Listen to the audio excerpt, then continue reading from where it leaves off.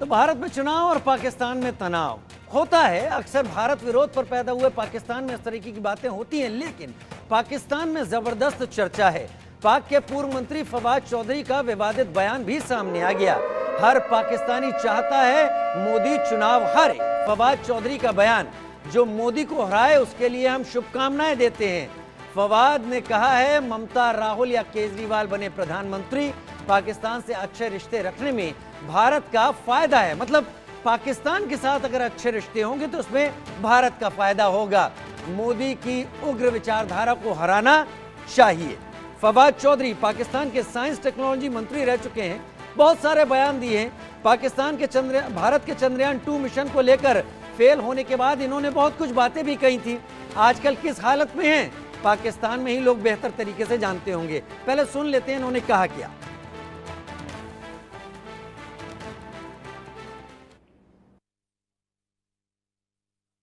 कश्मीर हो या हिंदुस्तान के अंदर बाकी जो मुसलमान हो, इस वक्त जिस किस्म की कट्टरपंथी आइडियोलॉजी का सामना कर रहे हैं, जिस किस्म के जुल्म और तशद्दुद का सामना कर रहे हैं, वहां की जो बाकी मिनॉरिटीज जिस किस्म की इस वक्त हालात का सामना कर रही हैं, ये बहुत जरूरी है कि नरेंद्र मोदी इलेक्शन में शिकस्त खाएं। और पाकिस्तान में हर शख्स ये चाहता है कि नरेंद्र मोदी ये शिकस्त खाएं। वहां पे बीजेपी और आरएसएस की जो एक इत्तेहाद है, जो अलायंस। हमारे साथ खास मेहमान जुड़ रहे हैं चर्चा के लिए। इस पर हमारे साथ में मेजर जनरल JKS बंसल जुड़ रहे हैं डिफेंस एक्सपर्ट के तौर पर। संजीव श्रीवास्तव जी विदेश मामलों के जानकार हमारे साथ जुड़ रहे हैं। दानिश रिजवी हमारे साथ न्यूज़ रूम से ज़्यादा जानकारी के साथ लाइव। दानिश, पहला रुख आपका। मैंने वो तस्वीरें देखी थी जब PTI के फवाद चौधरी भागने की कोशिश कर रहे थे अदालत के अंदर, केवल इसलिए कि कहीं आर्मी की तरफ से मौजूद वहां पर लोग उनको पकड़ कर ना ले जाएं। ये उनके अपने मुल्क के हालात हैं, लेकिन वो राय रखते हैं भारत के चुनावों पर। दानिश, पाकिस्तान के पूर्व मंत्री फवाद चौधरी का ये बयान एक बयान नहीं, बिल्कुल एक फितूर है। ओछी हरकतें हैं और सस्ती लोकप्रियता पाने का एक नया हथकंडा है, और वो उसके हथकंडे के पीछे कई वजहें हैं। वजह नंबर 1 कि 370 को जिस तरीके से PM मोदी 2019 में ख़त्म किया गया, वो जो उसकी जो टीस है, उसका जो दर्द है, वो अब तक उनको बार बार छिड़कता रहता है। उसके बाद जो जिस तरीके से भारत ने सर्जिकल स्ट्राइक की थी, जो उसका जब सर्जिकल स्ट्राइक की जो जिसको लेकर लगातार वो बहुत परेशान रहा है। अब जिस तरीके से POK में लगातार बगावत बढ़ती जा रही है, तो उसको एक डाइवर्ट करने के माइंड डाइवर्ट करने के लिए एक नया हथकंडा अपनाया जा रहा है, ताकि लोगों का ध्यान POK की तरफ से ना होकर हिंदुस्तान की तरफ हो जाए। जबकि उनको ये नहीं मालूम है कि अभी चंद महीने पहले जब वहाँ पर इलेक्शन हुए थे, इलेक्शन के दौरान किस तरीके से इलेक्शन के बजाय सिलेक्शन हुआ था, जबकि यहाँ की आवाम इतने बड़े पैमाने पर वोट कर रही है।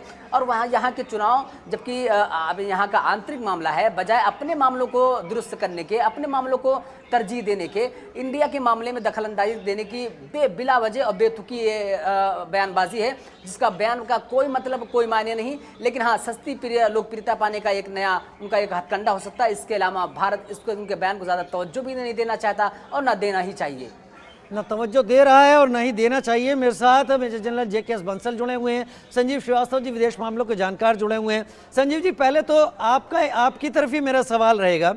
फवाद चौधरी का ये पहला बयान हो ऐसा भी नहीं है, फवाद चौधरी का आखिरी बयान होगा ऐसा भी नहीं है, लेकिन फवाद चौधरी जो कहना चाहते हैं और फवाद चौधरी इसके पीछे जो छुपाना चाहते हैं वो क्या है, वो बताइए। जी राजीव जी, देखिए, फवाद चौधरी जैसे जो पाकिस्तान के नेता हैं, ये जाहिर है कि घोर कट्टरतावादी, सांप्रदायिक और भारत विरोधी सोच रखने वाले लोग हैं। भारत विरोधी तो खैर पूरा पाकिस्तान है, पैदा ही हुआ है भारत विरोध पर। और इनकी जो सोच है ये बेहद सांप्रदायिक सोच है, ये कट्टरतावादी सोच है। और इस तरीके के बयान को देख करके कि वो चाहते हैं कि जो दूसरा विपक्षी खेमा है वो सत्ता में आए, क्योंकि वो मुसलमानों को सपोर्ट करता है। और ये जो सरकार है जो है RSS और मोदी, प्राइम मिनिस्टर मोदी के नेतृत्व की जो सरकार है, और RSS जैसा जो संगठन है, ये मुस्लिम विरोधी इत्यादि कह के ये एक अपनी सांप्रदायिक सोच को ही जाहिर करते हैं। जबकि भारत के प्रधानमंत्री श्री नरेंद्र मोदी के नेतृत्व का ये जो नया भारत है, वो सबका साथ, सबका विकास, सबका विश्वास और सबका प्रयास के विजन के साथ कार्य करता है। भारत में चाहे वो हिंदू अरे आबादी तुम हो, दानिश चाहे से बात मुस्लिम कर रहे हो तो आबादी हो, नीचे इतनी तेज आवाज क्यों आ रही है? जो अन्य जो सारे जितने भी जो कम्युनिटीज हैं, सभी का सर्वांगीण विकास हो रहा है। लास्ट माइल तक जो है ये जो विकास का जो लक्ष्य है वो हासिल किया जा रहा है। नया भारत अब विकसित भारत बनने की दिशा में तेज गति से आगे बढ़ रहा है। जम्मू एंड कश्मीर जिसकी की बात दानिश जी कर रहे थे, उसकी भी टीस है। जिस तरीके से जम्मू एंड कश्मीर राज्य पाकिस्तान के सारे प्रोपेगेंडा के बावजूद भी उत्थान और विकास की राह पर तेज गति से आगे बढ़ रहा है, और वहीं दूसरी तरफ जो इलीगली ऑक्युपाइड पाकिस्तान की जो के द्वारा जो कश्मीर की टेरिटरी है, वहां पर विद्रोह की भावना लोगों के अंदर पैदा हो रही है, और लोग जो है सड़कों पे आकर के अब भारत में विलय की मांग करने लगे हैं। तो ये जो सारी जो पाकिस्तान के अंदर के जो हालात हैं, उससे भी जनता का ध्यान डाइवर्ट करने के यानी लिए, और माइंड जाहिर है कि जनता भारत का के ध्यान अपनी डाइवर्ट करने के लिए और माइंड डाइवर्ट करने के लिए उन इश्यूज से जिनको लेकर पाकिस्तान परेशान है, इस तरीके के बयान दिए जा रहे हैं। खैर, हम फवाद चौधरी को और भी समझेंगे, लेकिन प्रधानमंत्री नरेंद्र मोदी ने क्या कहा है? उनका यह कहना है कि भारत का लोकतंत्र मैच्योर है। और भारत का लोकतंत्र बहुत ही मैच्योर्ड है, तंदुरुस्त परंपराएं हैं, और भारत के मतदाता भी बाहर की किसी भी हरकतों से प्रभावित होने वाले मतदाता नहीं है। मैं नहीं जानता हूं कि कुछ ही लोग हैं जिनको हमारे साथ दुश्मनी रखने वाले लोग क्यों पसंद करते हैं, कुछ ही लोग हैं जिनके समर्थन में आवाज़ वहाँ से क्यों उठती है। अब ये बहुत बड़ी जांच पड़ताल का या गंभीर विषय है, और मुझे नहीं लगता है कि मुझे जिस पद पर मैं बैठा हूँ वहाँ से ऐसे विषयों पर कोई कमेंट करनी चाहिए। प्रधानमंत्री नरेंद्र मोदी ने आखिरी लाइन में पूरा नटशेल में सारी बात कह दी कि जिस पद पर वो बैठे हैं वो पद इस बात की डिमांड नहीं करता कि ऐसे सारे बयानों का वो जवाब देते रहें। भारत का लोकतंत्र बहुत मैच्योर है। चलिए आइए, पाकिस्तान के पूर्व मंत्री फवाद चौधरी अक्सर जो बयान देते रहते हैं उसके पीछे मकसद क्या है उसे भी आपको बता देते हैं। इससे आप समझ जाएंगे कि पाकिस्तान में जो कुछ भी चल रहा है, वहां से जो कुछ भी हो रहा है, उसकी वजह क्या है, फवाद के बयान के मायने क्या हैं। भारत में चुनाव है, पाकिस्तान में पब्लिसिटी की चाहत चाहिए, तो आपको ये सब करना होगा। मोदी की हार, 370 और बालाकोट का दर्द उनके दिलों में अभी भी ताज़ा है, लिहाजा वो प्रधानमंत्री मोदी की हार के बारे में बोलते रहते हैं। भारत के खिलाफ प्रोपेगेंडा फैलाना भी ऐसे प्रचार और ऐसे बयानों का एक उद्देश्य हो सकता है। चंद्रयान 2 की असफलता का मजाक इन्हीं फवाद चौधरी ने उड़ाया था, वो जिनके यहाँ सुपार्को नाम की एक ऐसी संस्था है जो अंतरिक्ष के क्षेत्र में काम करती है, लेकिन वो करती क्या है ये ना पाकिस्तानियों को पता है और न ही नेताओं को। लिहाजा भारत के असफल मिशन के बारे में बयान देने वाले यही फवाद चौधरी हैं, जो अपनी सेना से डर के अदालत के अंदर इतनी तेज भागते हैं कि अगर पाकिस्तान ने ओलंपिक में भेज दिया होता तो शायद एक मेडल पाकिस्तान को मिल गया होता। वहीं हिंदुस्तान में चुनाव नतीजे से पहले पाकिस्तान में तनाव भी है। पाकिस्तान के नेताओं और आवाम में मोदी का एक भय दिख रहा है। भारत पाकिस्तान के बीच जंग छिड़ने तक की वहां पर बात शुरू हो गई है। भारत में चुनाव को लेकर पाकिस्तान में जबरदस्त चर्चा है। पीओके को लेकर पाकिस्तान डरने लगा है। मोदी जीते जी तो पीओके को लेकर होगा बड़ा एक्शन। मोदी जीत गए इन चुनाव में तो पाक ऑक्युपाइड कश्मीर यानी वो हिस्सा जो भारत का है, जहां पर पाकिस्तान जुल्म करता है, उसको लेकर एक बड़ा एक्शन जल्दी सामने आ सकता है। मेजर जनरल जेके बंसल मेरे साथ जुड़े हुए हैं।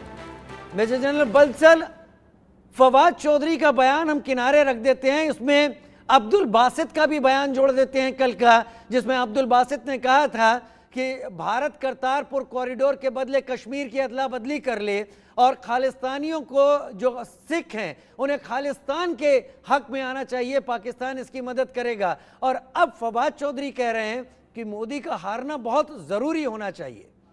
किस तरीके के मायने आप समझते हैं? राजीव जी नमस्कार। देखिए, भारत जो है जब स्ट्रोंग होता है तो पाकिस्तान को खतरा हो जाता है, और भारत अब स्ट्रोंग है। भारत इतना स्ट्रोंग है कि जब भी कोई वहां से अटैक हुआ टेररिस्ट, तो उसका जवाब सर्जिकल स्ट्राइक और एयर स्ट्राइक से दिया गया है, इसको सबको पता है। और अभी जो हालात हैं पीओके के अंदर में, वहाँ की जो आवाम है बहुत अभी एजिटेशन कर रही है, और वहाँ के मुस्तबा जो लीडर हैं उन्होंने भी अपना, जो एसीसी के लीडर हैं उन्होंने अपना बयान दिया है कि हमको जुर्म किया जाता है, हमारे पास में इतने रिसोर्सेज हैं वो सारे ले लिए जाते हैं और हमको कुछ नहीं दिया जाता। अभी 23 बिलियन जो पाकिस्तानी रुपीस हैं उसका एक पैकेज का करार किया था, वो भी नहीं दे रहे हैं।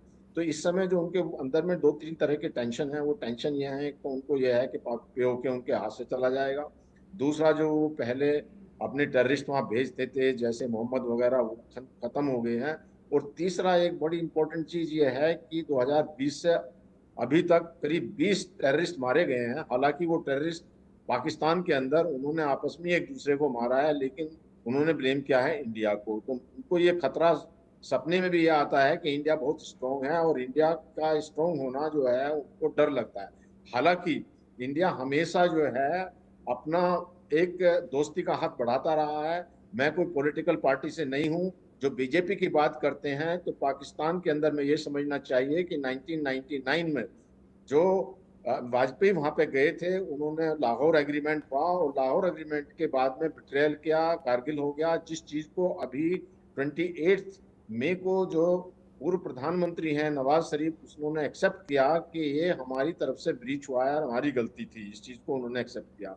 दूसरा जो है, बीजेपी के जो प्रधानमंत्री नरेंद्र मोदी जी हैं, वो 2014 में जब उन्होंने शपथ ली थी, उस समय नवाज शरीफ को बुलाया था अच्छे रिश्ते करने के लिए। फिर 2015 में दिसंबर में 25 दिसंबर को लाहौर गए और उसको मित्रता का हाथ और जेस्चर दिखाया। और जबकि 2 जनवरी 2016 में जो है उन्होंने जो ये पठानकोट और उरी जैसे कांड कर दिए हैं, तो इन चीजों को देखते हुए फिर जब स्ट्राइक हुई उनके ऊपर, तो उनको तब पता लगा कि अभी वो पहले वाला भारत नहीं है। तो वो एक स्ट्रॉन्ग जो भारत है, क्या मैं ये मानूं कि पाकिस्तान की तरफ से आ रहे बयान ये साफ करते हैं कि आएगा तो मोदी, जिस तरीके की बीजेपी ने कैंपेन चला रखी है? क्योंकि फवाद को दिक्कत केवल प्रधानमंत्री मोदी के आने से है।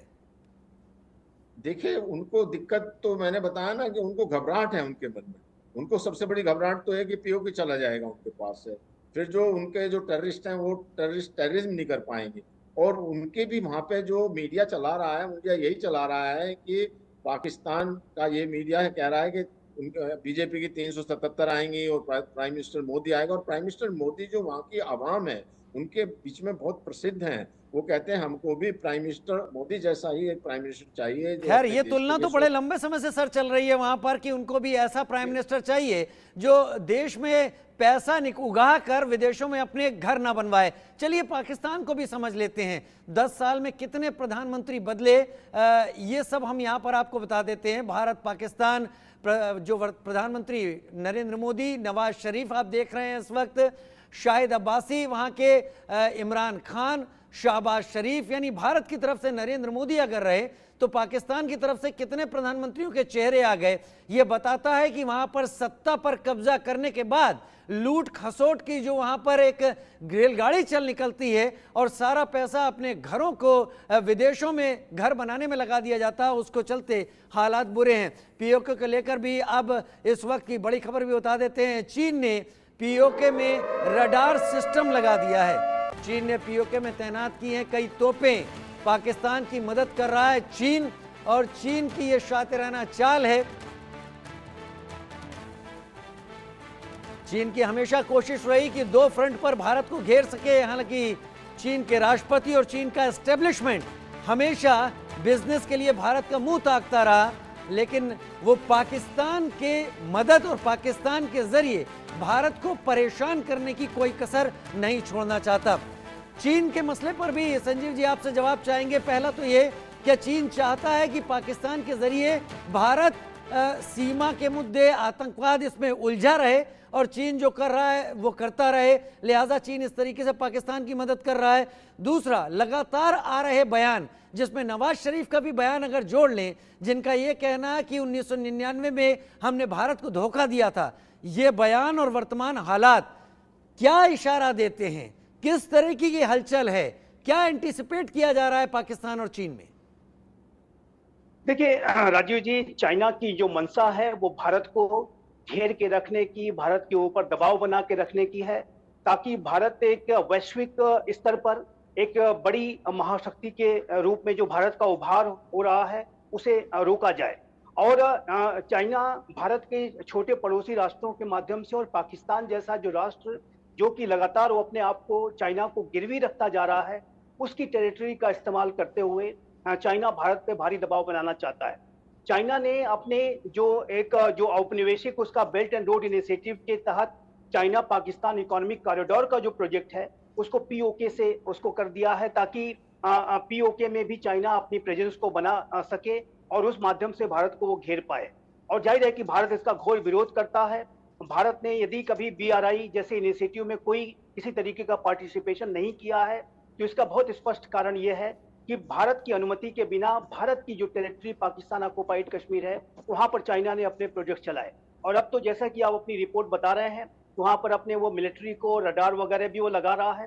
तो चाइना की जो साजिशें हैं वो नॉर्दर्न फ्रंट पे तो है ही, वेस्टर्न फ्रंट पर भी पाकिस्तान की टेरिटरी के माध्यम से रची जा रही हैं, जिसको लेकर के भारत का जो पूरा रक्षा तंत्र है, भारत का जो पूरी लीडरशिप है, चाहे वो डिप्लोमेटिक, पॉलिटिकल, मिलिट्री लीडरशिप, सभी इसके लिए तैयार है। हम 2 फ्रंट वार की स्थिति को भी डील करने के लिए पूरी तरह से अपने आप को तैयार कर रहे हैं। और चाइना और पाकिस्तान मिलकर के भी यदि भारत के खिलाफ साजिश रचेंगे तो भारत उसके ऊपर विजय हासिल करेगा, इसमें कोई दो राय नहीं है।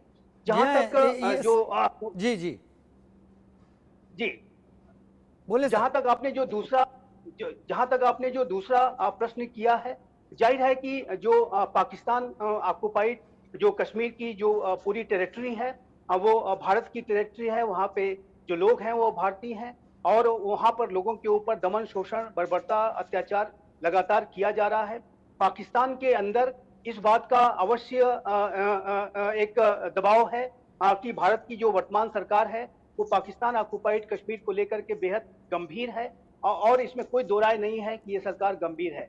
और जो अभी भारत की लीडरशिप की तरफ से जो बयान जारी किए जाते हैं, जिस तरीके के यानी दोनों ही मुल्क इस बात को लेकर आशंकित हैं कि अगर प्रधानमंत्री नरेंद्र मोदी की सरकार रिपीट होती है तो उनके लिए केक वॉक तो किसी तरीके से नहीं होने वाला। उनको अब कई मुद्दों पर, कई चीज़ों पर उन्हें अपने पैर पीछे खींचने होंगे और उसी को लेकर सारी तैयारी है। उधर बड़ी खबर यह है कि आतंक परस्त पाकिस्तान की कट्टरता फिर बेनकाब हुई है। पाकिस्तान में आतंकियों ने गर्ल्स स्कूल में आग लगा दी है। खैबर पख्तूनख्वा के उत्तरी वजीरिस्तान में आतंकियों ने आतंक किया। आतंकियों ने केरोसिन डालकर लड़कियों के स्कूल में आग लगा दी। आग लगने से स्कूल का फर्नीचर, कंप्यूटर और किताबें जलकर राख हो गए। पिछले 1 महीने में 3 लड़कियों के स्कूलों को यहां निशाना बनाया गया है। मई महीने की शुरुआत में 2 स्कूलों में बमबारी की गई थी। उत्तरी वजीरिस्तान पाकिस्तानी तालिबान TTP का गढ़ बताया जा रहा है। यानी पाकिस्तान में जो हालात है वहां पर वो जाहिल थे, जाहिल हैं और जाहिल रहेंगे। एजुकेशन को आने नहीं देंगे। दानिश विस्तार से बताएं। खैबर पख्तून के वजीरिस्तान में जिस तरीके से TTP के आतंकियों का लगातार बोलबाला है उसकी एक बानगी की खबर है। पिछले 1 महीने में आप देखिए कि दो बार लड़कियों के स्कूल पर बमबारी हुई है और इस बार लड़कियों के स्कूल में आग लगा दी गई। मतलब यह है कि शिक्षा से दूर रखना, अशिक्षा ही रखना, जाहिल रखना, ये उनका मेन मकसद है, जो कि अपने फिलहाल वो मकसद में धीरे धीरे कामयाब हो रहे हैं। अगर ये कहा जाए तो बिल्कुल अतिशयोक्त नहीं होना चाहिए। जिस तरीके की वहाँ की प्रशासन और शासन दोनों लाचार है, ये उसका एक मात्र मिसाल है। लगातार वहाँ पर पिछले 1 महीने से लगातार जिस तरीके से हमले कर रहे हैं, लड़कियों को स्कूल जाने से रोक रहे हैं, उसके बाद जब इससे भी पेड़ नहीं भरता तो आग लगा दे रहे हैं, टीचरों को मार रहे हैं और जो स्कूल के प्रबंधक है उनको न जाने किस जगह पे लेके जा रहे हैं, जिसका अब तक बहुत से लोगों का सुराग नहीं लगा है। तो ये जो आतंक जो पाला था वो उसका धीरे धीरे वो खामियाजा अब उठाता ही जा रहा है, जिसका परिणाम ये है कि लगातार वहां पर अशिक्षा के लोगों का दर बढ़ता जा रहा है। आपको एक महीने पहले हम ही आपने एक डिबेट की थी, उस डिबेट में बताया था कि तकरीबन 2 करोड़ बच्चे ऐसे हैं जो वहाँ पर स्कूल जाने से कासिर है, मतलब स्कूल नहीं जा पा रहे हैं वहाँ की सरकार की वजह से, वहाँ की सरकार की लापरवाही की वजह से। ये भी है दानिश की इससे मतलब ही नहीं है शायद एस्टेब्लिशमेंट को पाकिस्तान के, और फिर यही हालत होनी है। मेजर जनरल बंसल, टीटीपी आखिर चाहता क्या है पाकिस्तान में? पाकिस्तान उसे आतंकवादी कहता है, टीटीपी कहता है कि यहाँ उसका रूल चलता है, खैबर पख्तूनख्वा में वो पाकिस्तानी आर्मी से टक्कर लेता है और बच्चों की पढ़ाई के लिए स्कूलों को भी आग लगाता है। देखिए, जो टीटीपी है ये जो एक टेररिस्ट ऑर्गेनाइजेशन है, और इन्होंने इसको जो पाकिस्तान नहीं पाला था, जो हिलरी क्लिंटन थी विदेश मंत्री अमेरिका की, उन्होंने पाकिस्तान को सावधान किया था कि अगर आप अपने आंगन में सांप पालेंगे तो ये मत सोचिए कि वो पड़ोसी को काटेगा, वो आपको भी काटेगा। तो वही टीटीपी अब पाकिस्तान के लिए सरदर्द और उनको ही सता रही है। तो जो आप जैसा काम करेंगे वैसा ही आपको फल मिलेगा। तो इस तरह से जो एक हब है जो टेररिस्ट का, या जो पाकिस्तान की जो सारी जमीन है वो टेररिस्ट से ही भरी पड़ी। तो टीटीपी, उसमें भी बड़े बड़े ग्रुप बने हुए हैं। अभी टीटीपी अपना अलग से ग्रुप है, वो उसको जो है उधर से तालिबान भी सपोर्ट करता है। चलिए, जैसा आपने कहा था कि सांप को पालेंगे तो सांप आपको काटेगा भी, सांप काट रहा है और लगातार काट रहा है। पाकिस्तानी सेना और इन टीटीपी के आतंकवादियों के बीच एक मुठभेड़ की भी खबर है, और अलग अलग मुठभेड़ जो कुछ एक मुठभेड़ हुई है जहां टीटीपी के 23 आतंकवादी मारे गए हैं।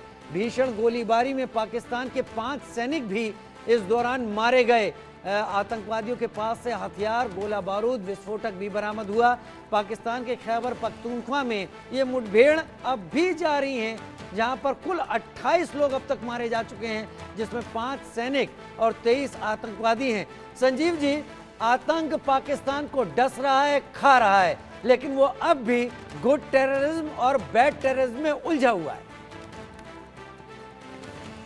नवाज शरीफ के बारे में जो सवाल पूछा था उसके बारे में मैं क्विकली एक जवाब देना चाहता हूं। जी। नवाज शरीफ का जो बयान था वो बिल्कुल उन्होंने सटीक बयान दिया है। जाहिर है कि पाकिस्तान ने एक बहुत भारी गलती कर दी, और नवाज शरीफ उस समय प्रधानमंत्री थे, लेकिन जनरल परवेज मुशर्रफ ने उस समय की जो पाकिस्तान की नवाज शरीफ की सरकार थी उनको भी धोखा दिया, और जाहिर है कि पूरे पाकिस्तान ने भारत को धोखा दिया। तो ये नवाज शरीफ का जो बयान है बिल्कुल सटीक है। पाकिस्तान को इससे कुछ लेसन लर्न करने चाहिए, लेकिन पाकिस्तान वो लेसन लर्न करने के लिए तैयार नहीं है। लेकिन संजीव जी, क्यों दिया बयान? मैं ये जानना चाहता हूं, आप मुझे समझाएं, क्या जरूरत आ पड़ी? अब तक तो कोई बयान नहीं दे रहे थे। क्या वो चाहते हैं दुनिया में ये दिखाना कि हम तो भारत के लिए सामने झुकने को तैयार हैं, भारत हमारी तरफ आगे नहीं बढ़ रहा, भारत हमारी मदद नहीं कर रहा? क्या इस बयान को इस परिप्रेक्ष्य में देख सकते हैं? देखिए, नवाज शरीफ ये बयान जब एक ऐसे समय पे दे रहे थे जबकि उन्होंने पाकिस्तान की जो उनकी जो पार्टी है उसके मुखिया का पदभार ग्रहण किया है, और वो इस बयान को देख करके इस बात को दिखाने की कोशिश कर रहे थे कि किस तरीके से उनके विरुद्ध इतिहास में, पिछले समय में कैसी साजिशें रची गई, उनकी सरकार को कैसे अपदस्थ किया गया, जनरल मुशर्रफ ने उनको कैसे धोखा दिया, और इस पूरी प्रक्रिया में जो उनकी सरकार की छवि को किस तरीके से गिराने की पूरी साजिश रची गई, यहाँ तक कि उनको मारने तक की साजिश रची गई। जब कोलंबो से उनका प्लेन आ रहा था तो उसको उतरने न दिया जाना भी एक साजिश का हिस्सा था। तो वो अपने आप की जो लीडरशिप वो जो टेक ओवर कर रहे हैं, तो उसमें वो अपने आने वाले चैलेंजेस को भी बता रहे हैं। और यहाँ पर मैं स्पष्ट रूप से कहना चाहूंगा कि नवाज शरीफ भले से आज सत्ता में है, उनके भाई प्रधानमंत्री हैं और वो एक सत्ताधारी पार्टी के नेता हैं, लेकिन जो पाकिस्तान की आर्मी और आईएसआई है वो पाकिस्तान के लोकतंत्र के लिए आज भी। लेकिन सर एक बात ये भी यहाँ से झलकती है कि पाकिस्तान को अब अपने हालात बदलने के लिए तिजारत की ज़रूरत है। पाकिस्तान में आर्मी को बैकडोर भेजने के लिए नवाज शरीफ के ऐसे बयानों की भी ज़रूरत है जिसमें इन सब का जिम्मेदार आर्मी को ठहराया जाए और दुनिया में खुद को पाक साफ बताया जाए। हालांकि पाकिस्तान की ज़्यादा ज़रूरत पैसा और तिजारत है। बहुत शुक्रिया, आप हमारे साथ जुड़े, आपने अपना एनालिसिस सामने रखा और चर्चा में अपनी बात दर्शकों के सामने स्पष्ट की। फिलहाल बढ़ रहे हैं एक छोटे से ब्रेक की तरफ, जल्द हाजिर होते हैं।